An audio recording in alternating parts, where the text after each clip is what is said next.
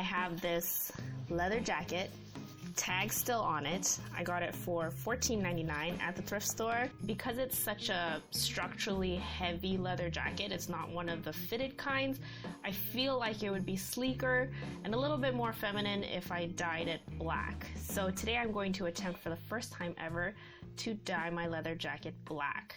If you're new to this channel, I do a lot of DIY, thrift flipping, and fashion related content. You can find me on Instagram and TikTok at Letitia. There are 3 major components in dyeing leather to make sure that it ends up the best finished product as possible, and that is stripping your leather, dyeing your leather, and protecting your leather. There's leather prepper, leather deglazer.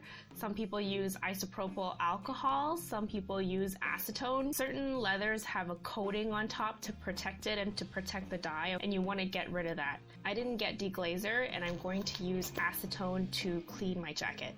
All black. Again, just like the tie-dye video. Did a lot of research. I went on leather working forums. I really want to make sure that I don't ruin a perfectly good leather jacket.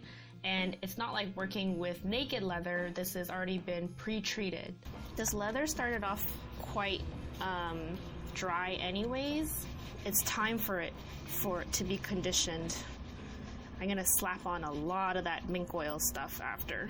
Every single time I went to the thrift store for the past 7-8 years, I've looked for a nice fitting leather jacket. The true leather ones that were vintage were always too boxy of a fit. The ones that were newer and they fit well were pleather donations from like Forever 21. So to finally find a piece that's true leather, I mean, I couldn't pass it up, but I'm also risking its life by dyeing it. That's all done.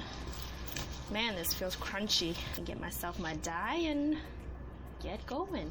For my dye, I went for the brand that most everybody can find. It's by a company called Feebings, and I just bought black liquid dye. From what I know, 1 bottle of this can do about 2 to 3 pairs of shoes.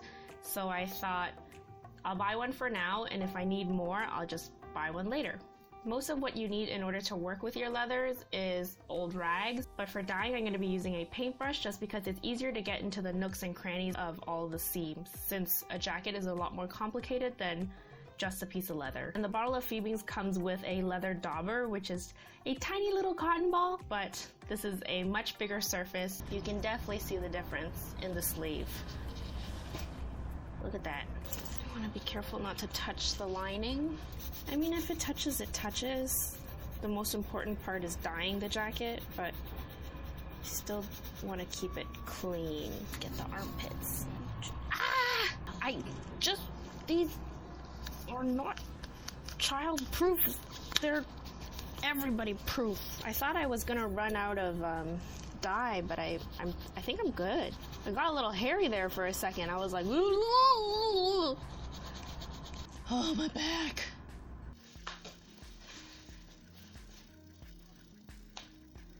It's black, all right. I'm going to take the other end of this t-shirt and then rub off all the excess dye. Crazy how, look, I touch it with my bare hands. Dry to touch, nothing. So finishing your leather is also extremely important.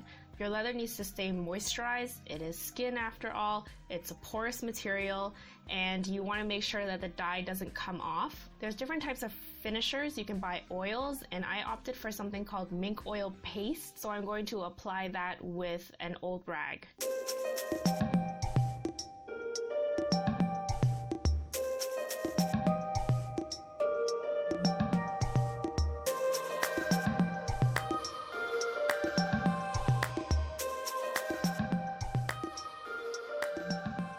It takes a little bit of elbow grease, but this feels way more like me than the brown. You could clean up any hardware with a bit of acetone. The leather is softer, it's more pliable, and it's done. I'm sweating. See if it's on the back of my neck right now. Though I think it would still rub off on white fabric. If you enjoyed this video, please support by giving it a big thumbs up and subscribe to the channel. And I will find you all on social at Letitia. See you guys next time. Bye.